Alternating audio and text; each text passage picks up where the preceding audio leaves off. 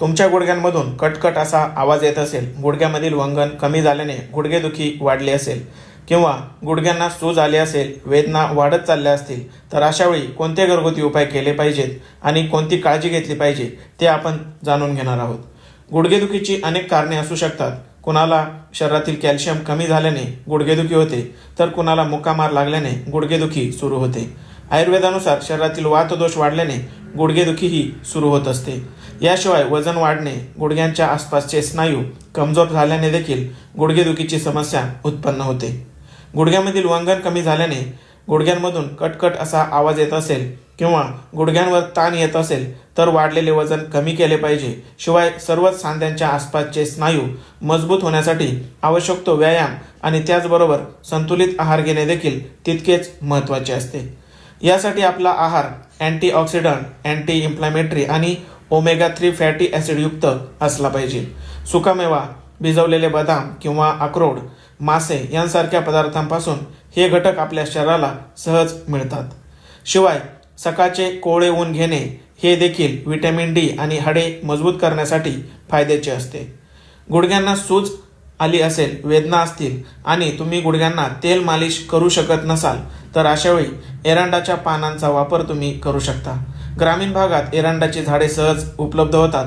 एरंडाचे पान ठेचून त्याची पेस्ट बनवायची, त्यामध्ये थोडे एरंडाचे तेल टाकायचे आणि थोडेसे हे गरम करून दुखणाऱ्या गुडघ्यावर अलगदपणे लेप करून सुती कपड्याने हे त्यावर हलक्या हाताने बांधून ठेवायचे आहे व झोपी जायचे आहे. या एवढ्या उपायाने गुडघेदुखी थांबून जाते. गुडघेदुखीवर दूर्वांचा रस म्हणजेच हरळीचा रस अत्यंत परिणामकारक ठरतो.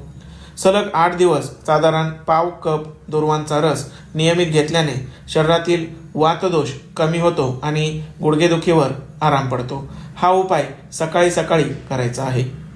हे दोन्ही उपाय तुम्हाला काही कारणास्तव करता आले नाही तर तुम्ही आले आणि हळद पावडर वापरून बनवलेला हा उपाय करू शकता. कारण हळदीमध्ये अँटीऑक्सिडंट आणि अँटी इन्फ्लॅमेटरी प्रॉपर्टीज असतात. यामुळे गुडघ्यांमधील सूज कमी होते, गुडघे दुखणे आणि गुडघे आखडणे यांसारख्या समस्या कमी होतात.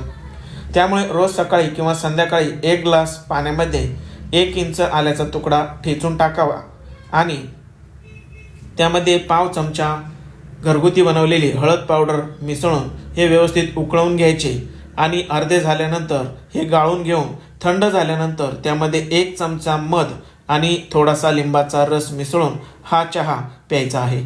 मित्रांनो, तुमचे किंवा तुमच्या घरातील कुणाचेही गुडघे दुखत असतील तर या 3 उपायांपैकी कोणताही एक उपाय नियमित करा आणि इतर गरजवंतांना देखील हा व्हिडिओ शेअर करा. धन्यवाद.